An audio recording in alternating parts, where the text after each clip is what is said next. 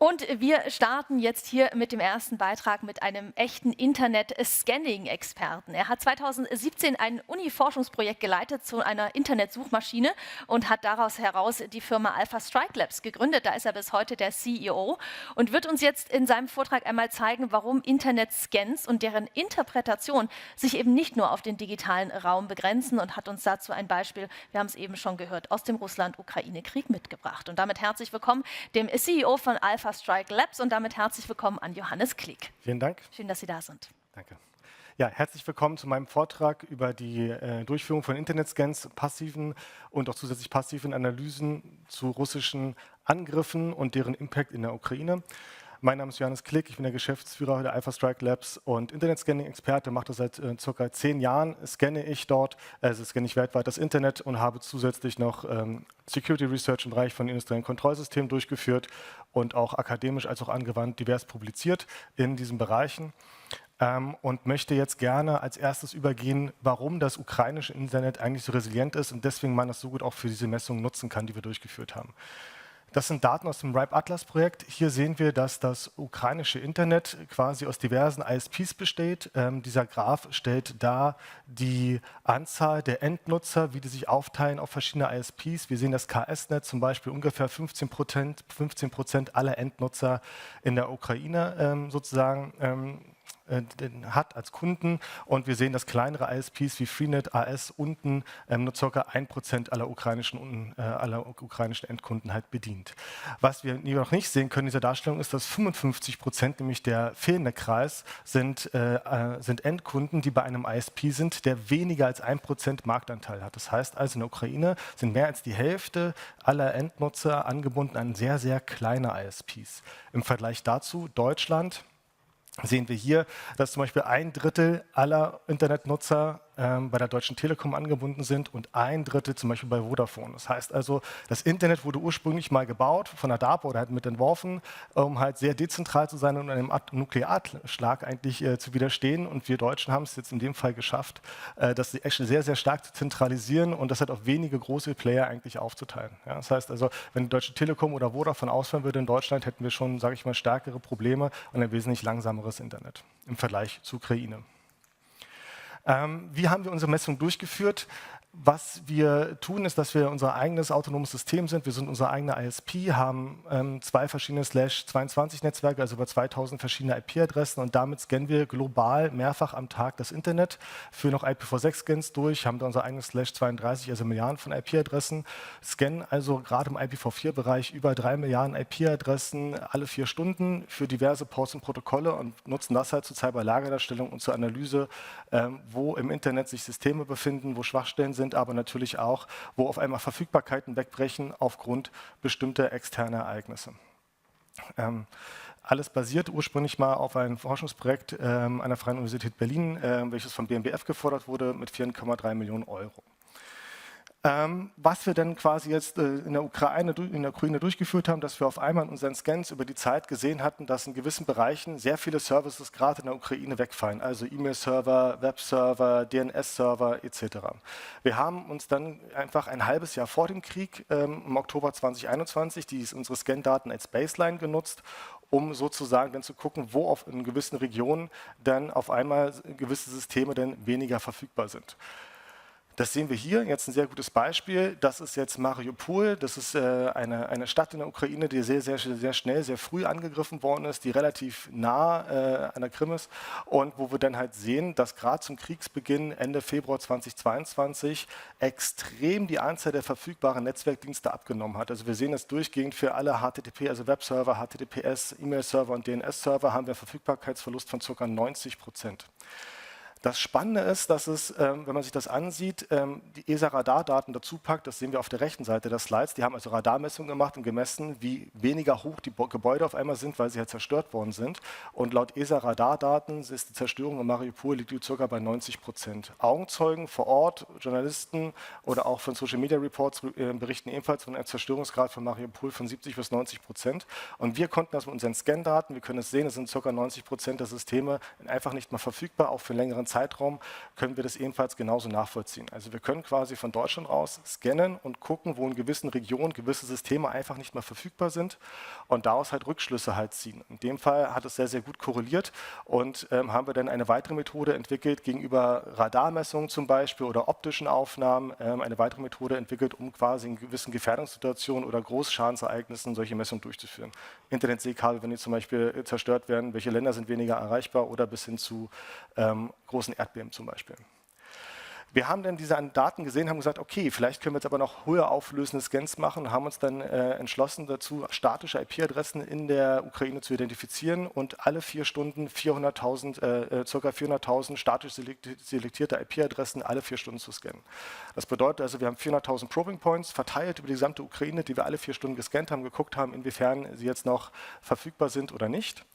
Und dann ist Folgendes passiert, dann haben die Russen das erste Mal im Oktober 2022 massiv die ukrainische Energieinfrastruktur angegriffen, gezielt die Umspannwerke angegriffen, die Leitung, die Umspannwerke steuern, also die Landleitung, aber halt natürlich auch die Kraftwerke an sich, was zu diversen Ausfällen führte.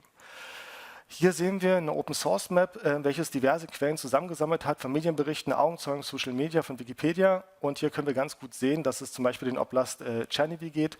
Da sehen wir, da wo keine gelben Punkte sind, sind keine Stromausfälle. Wo gelbe Punkte sind in den jeweiligen Bezirken oder Oblasten, sind Stromausfälle. Und Tscherniwy wird gezeigt, dass da kein Stromausfall ist.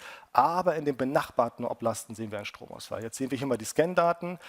Da sehen wir vom 1.9. wieder auf 1 normiert. Und da sehen wir jetzt hier am 10. Oktober einen Drop in den Scan-Daten, entsprechend auch über alle Protokolle hinweg, einen leichten allerdings nur, weil natürlich die Randregionen von Tscherniwy entsprechend betroffen sind. An einer Bundeslandgrenze oder beziehungsweise einer Oblastgrenze ändert ja auch nicht auf einmal die Stromleitung. Ja. Wir sehen jetzt den Gegenbeweis in Odessa zum Beispiel, sehen wir, dort sind keine da sind keine Stromausfälle verzeichnet, aber auch in den Nachbaroblasten sind ebenfalls keine Stromausfälle verzeichnet. Und hier sehen wir einen relativ linearen, geraden Verlauf und auch keinen Drop am 10. Oktober, als es diesen großen Angriffe gab. Also quasi der Gegenbeweis, dass das auch so gut funktioniert. Gehen wir weiter, gucken wir uns Sumi an. Wie sieht es aus, wenn dort, wo wir einen Oblast haben, wo definitiv Stromausfälle waren? Können wir das hier in unseren Messungen sehen? Am 10. Oktober gibt es einen Drop von ca. 80-90% der Systeme, auch über alle Protokolle hinweg. Also die Systeme sind einfach nicht mehr verfügbar. Können wir ganz gut sehen, die Outage-Time betrug ca. 12 Stunden und dann wurden 3 Tage benötigt, um ca. annähernd auf die 100% zu kommen. Das gleiche sehen wir auch für Poltava. Hier sehen wir dass wir ebenfalls am 10. Oktober einen Drop haben über alle Systeme, nur ca. 50%, aber auch wieder 3 Tage werden benötigt, um wieder annähernd auf die 100% zu bekommen. Ternopil das Gleiche, da gab es sogar noch am 6.10. gibt es auch Berichte, dass da einen ersten kleinen Angriff gab und dann sehen wir halt am 10. Oktober, dass es dort einen schweren Drop gab und ca. 60% aller Systeme, aber dass da die Instabilität halt wesentlich höher war und nach 3 Tagen wieder einigermaßen stabil auf dem Vorniveau des Angriffs letztendlich war. Wir haben dazu eine Korrelationsanalyse durchgeführt, haben quasi da, wo laut OSINT-Information gesagt worden ist, dass es einen Outage gibt, das korreliert mit unseren Drops, wie die sichtbar waren in unseren Scans und haben Pearson-Korrelationsanalyse durchgeführt und dann haben wir halt eine 0,74 als Koeffizienten herausbekommen, was halt eine starke Korrelation der Werte indiziert. Das Spannende ist, dass es ein halbes Jahr später, am 9. Oktober, einen weiteren Angriff in der Ukraine gab. Also ein halbes Jahr später gab es wieder einen massiven Angriff auf die ukrainische Energieinfrastruktur.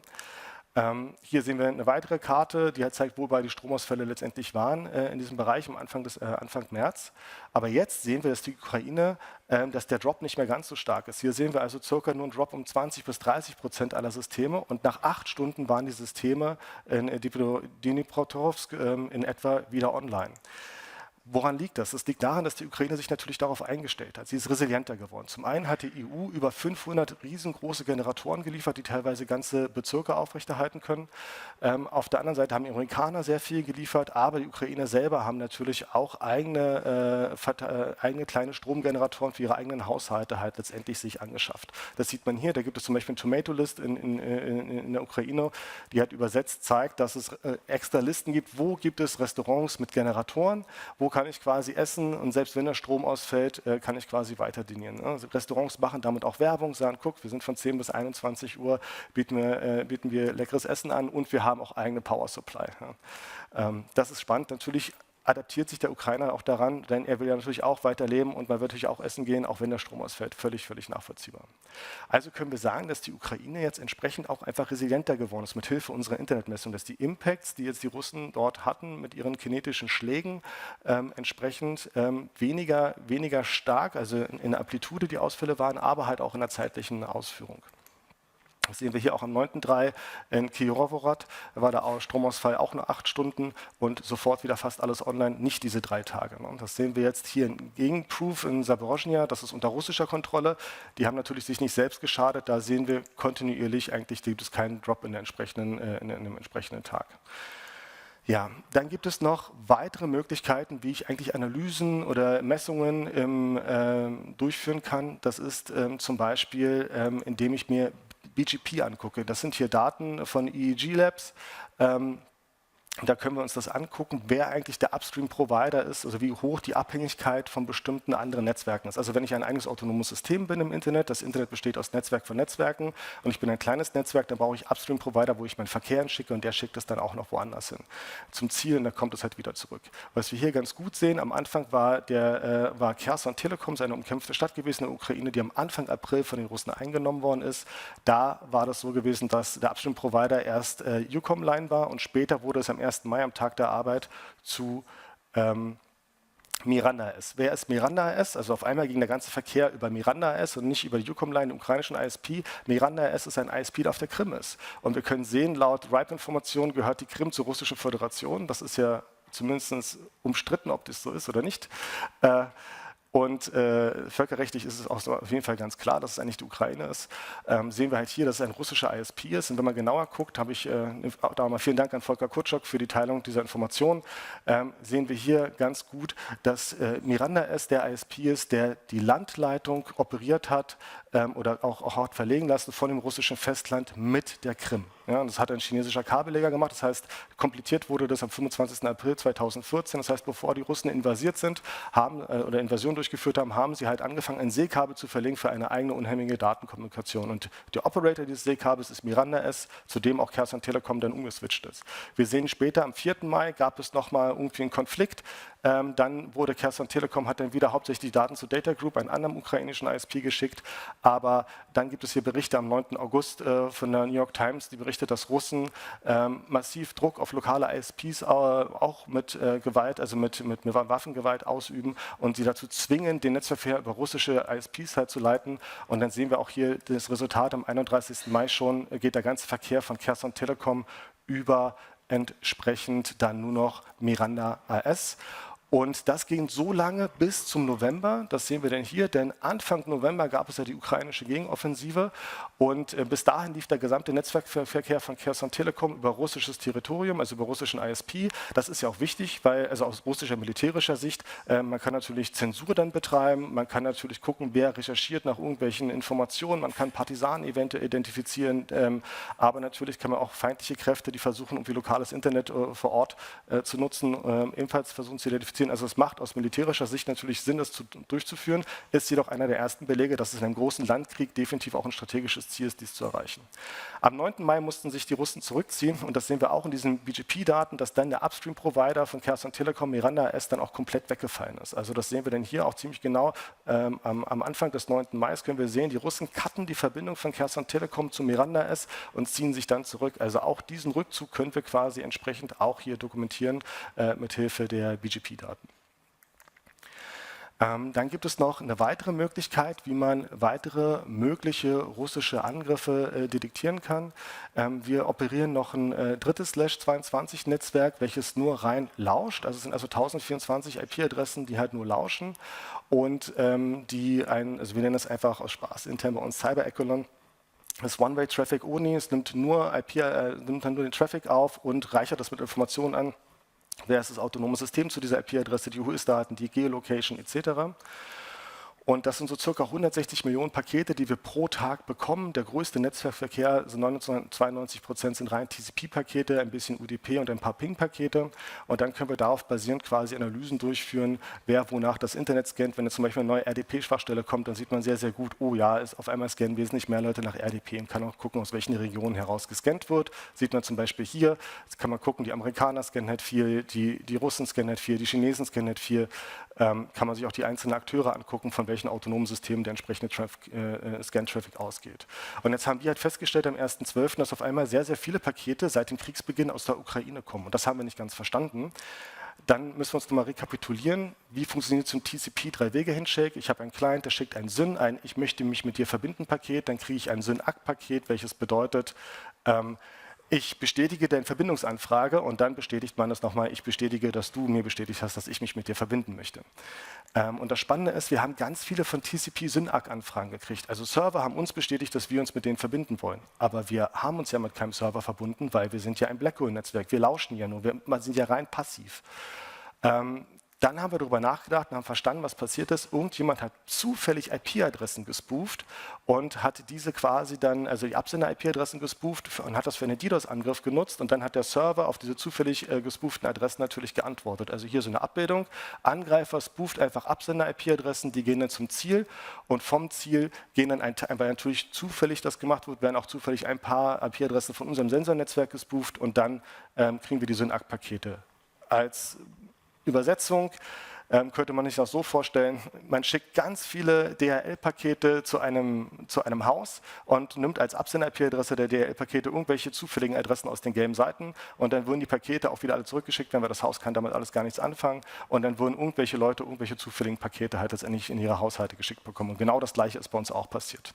Hier können wir das auch sehen, dadurch, dass wir die Pakete ja zurückkriegen von dem eigentlichen Angriffsziel, kennen wir ja sozusagen dann die Source-IP-Adresse des eigentlichen Opfers und in dem Fall war das President.gov.ua, also die ukrainische Präsidentenseite. Und wir können sehen, dass Anfang April die Angriffe begonnen haben, ziemlich genau am Anfang April. Erst gab es einen großen Peak, dann gab es vielleicht Mitigationsmaßnahmen oder der Server hat die Anfragen einfach nicht geschafft zu bearbeiten. Und dann sind, sage ich mal, die Anzahl der Replies, die wir bekommen haben, immer weniger geworden. Was wir sehen können, ist, vor dem Angriff war das halt eine IP-Adresse, die 193er 000/8 zuzuordnen ist. Und später ist dann quasi nach dem Angriff ist dann die Ukraine, also die Präsidentenwebseite, zu Cloudflare gewechselt, 200/8 und hat dort quasi jetzt eine professionelle DDoS Protection sich entsprechend gebucht. Das können wir so nachvollziehen. Jetzt sehen wir, Anfang April war ja der Angriff, jetzt sehen wir, der hat dann aufgehört und dann hat ein Angriff genau pünktlich Anfang Juni begonnen und wurde dann durchgeführt und hat dann wieder geendet und dann hat Anfang Mai, und dann gab es eine Pause und dann gab es Anfang Juni einen weiteren Angriff gegen das Buchungsportal der ukrainischen Bahn, was ja auch eine Art kritische Infrastruktur ist, auch Soldaten müssen vielleicht Tickets buchen etc. Können wir hier sehen, das war die alte IP-Adresse, die es vor dem Angriff gab, des ukrainischen Buchungsportals und das ist dann die neue IP-Adresse, die nicht zu Cloudflare gewandert, die es dann nach dem entsprechenden Angriff gab. Das heißt also, wir konnten jetzt ganz gut nachvollziehen, bei dieser Art von DDoS-Angriffen, wo quasi einfach zufällig die Source-IP-Adressen gespooft werden, was auch ein bisschen schwerer zu mitigieren ist, können wir nachvollziehen, wer eigentlich die Opfer war, rein durch passive Messungen, die wir hier aus Deutschland raus quasi durchgeführt haben, mit einem eigenen kompletten /22, welches nur passiv im Netz lauscht. Um die Ergebnisse nochmal zusammenzufassen. Also wir konnten sehen, dass wir mit Hilfe von so OSINT-Daten, Satellitenaufnahmen, also auch quasi auch mit Informationen über Truppenbewegungen, wie zum Beispiel Rückzügen der Russen, starke Korrelationen zu diversen Events durchführen konnten mit Hilfe von Internetscans, aber auch zum Beispiel BGP-Messungen. Wir haben gesehen, dass wir in der Lage sind, durch Internetscans auch sogenanntes Battle Damage Assessment durchzuführen, also zu gucken, wie groß ist denn die Schadenssituation in der jeweiligen Region, wie stark ist der Schaden und wie lange hält es an. Also jetzt in dem Fall war das in Mariupol ja gewesen, wo wir gesehen haben, dass über einen sehr langen Zeitraum 90% der Systeme nicht mehr da waren und wir haben gesehen, dass entsprechend auch wir die Stromausfälle sehr gut dedizieren konnten und das auch sehr gut korreliert hat mit anderen Open-Source-Informationen. Also haben wir quasi eine neue Methode entwickelt, neben Satellitenaufnahmen, Social-Web-Analysen oder Radardaten, wie man quasi schwerst Schadensereignisse halt detektieren kann. Und man könnte natürlich auch das nutzen, wenn irgendjemand behaupten würde, in einer großen Region sei eine Riesenbombe explodiert. Ich sage jetzt mal ganz fiktiv, irgendeine taktische Nuklearrakete ist explodiert in einer Stadt, was natürlich extrem übertriebenes Beispiel ist, aber man könnte dann diese Region schnell scannen und feststellen, sind jetzt noch alle Services da, wie sie vorher da waren, ja oder nein. Oder auch was andere Großschadensereignisse wie Erdbeben etc. Also man kann das halt nutzen, um halt auch schnell zu verifizieren, was die Verfügbarkeit in einer bestimmten Region letztendlich angeht. Ja, wir haben gesehen, dass die Ukraine auch wesentlich resilienter gegenüber Angriffen geworden ist. Das bedeutet also, wir haben festgestellt, dass früher die Stromausfälle im Oktober 2022 wesentlich länger und intensiver waren, als sie im März 2023 waren. Wir haben mit Hilfe von BGP-Daten gesehen, dass die Russen auch also vermutlich, also laut, man muss ja ein bisschen vorsichtig sein, was man sagt, aber gemäß der aktuellen Information ist sehr wahrscheinlich, dass die Russen wirklich versuchen, auch die lokale IT-Kommunikationsinfrastruktur zu übernehmen und zu kontrollieren und das halt auch definitiv anscheinend ein militärisches Ziel ist und deswegen dementsprechend auch so operiert wird. Und wir haben festgestellt, dass wir Blackhole-Sensordaten nutzen können, um halt auch feindliche DDoS-Angriffe zu detektieren, rein aus Deutschland heraus, ohne irgendwie jetzt eine eigene Sensorik in den entsprechenden Zielregionen halt zu platzieren. Und wir haben gesehen, dass diese DDoS-Angriffe letztendlich ein gewisses zeitliches, spezielles Verhalten haben. Also die haben jetzt angefangen im April, Anfang April, dann war Pause, dann wurde halt die nächste Webseite Anfang Mai ergriffen, dann war Pause und dann wieder Anfang Juni. Ich sage mal so, wenn es jetzt irgendwelche Script-Kiddies wären, die würden wahrscheinlich nicht Punkt Anfang des Monats anfangen. Das hat schon so, das hat schon einen gewissen behördlichen Flair, würde ich mal behaupten, dass Punkt am Monatsanfang eine neue Operation irgendwie angefangen wird. Denn ich würde sagen, irgendwelche Random Script-Kiddies würden nicht pünktlich am Monatsanfang irgendwie tun. Das liegt dem gemeinen Hacker nicht, zu strukturiert und ordentlich zu sein zu bestimmten Zeitangaben. Ja, vielen Dank für Ihre Aufmerksamkeit. Wenn Sie interessiert sind an weiteren Research, die wir durchgeführt haben, hier können Sie zum Beispiel mal gucken vom Chaos Communication Camp, wie haben wir Forschung, also wie haben wir die Suchmaschine eigentlich aufgebaut und was haben wir probiert, was hat nicht funktioniert, da gehen wir sehr ins Detail. Hier haben wir 1300 Krankenhäuser in Deutschland analysiert während der Pandemie zusammen mit der Universität der Bundeswehr und haben halt festgestellt, dass jedes dritte Krankenhaus schwachstellenbehaftet war. Und ansonsten können Sie, das war auch noch ein Vortrag in der Ukraine, wo wir ähnliche Thematik wie hier gerade behandelt hatten. Ich bedanke mich sehr für Ihre Aufmerksamkeit und für die Einladung hierher und freue mich dann auch, vielleicht nächstes Jahr wiederkommen zu können. Herr Klick, jetzt habe ich Sie unnötig unter Druck gesetzt mit einer Erscheinung hier. Sie haben noch 1 Minute und 17 Sekunden. Sie hätten ganz entspannt die letzten Charts noch machen können. Ja. Aber vielen Dank. Ich mochte den Unterton des behördlichen Charmes bei der Strukturiertheit persönlich sehr, sehr gerne. Vielen Dank, wahnsinnig spannende und beeindruckende Zahlen, die wirklich zeigen, dass Internet-Scans weit über den digitalen Raum hinausreichen. Dankeschön, Herr Klick, an dieser Stelle an Sie.